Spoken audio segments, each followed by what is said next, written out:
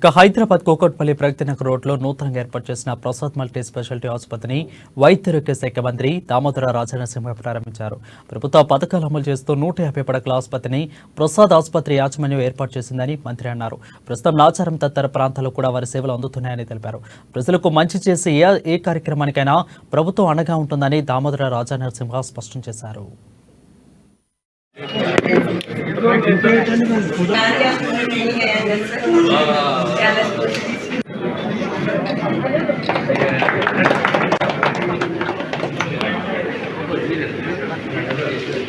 ఈ ప్రాంతానికి ప్రత్యేకంగా ఈ ప్రాంతానికంతా కూడా ప్రజలకు మంచి ఆరోగ్య సేవలు అందిస్తారని చెప్పి ఆశిస్తున్నాను.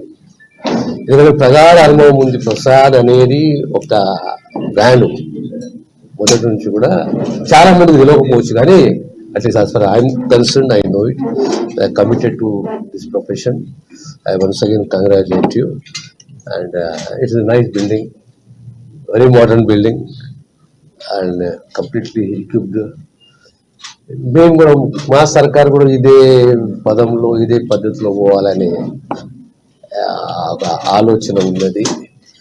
ప్రధానంగా పేదవారికి కావాల్సింది ప్రమాణాలతో కూడిన విద్య, ఆరోగ్య భద్రత అనేది ప్రభుత్వ బాధ్యత.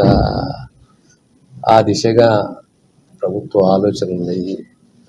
ముఖ్యంగా ఆరోగ్యశ్రీ కానీ ఈ మధ్య ఆరోగ్యశ్రీకి సంబంధించి కూడా ప్రొసీజర్స్ కోర్స్ని పెంచాము.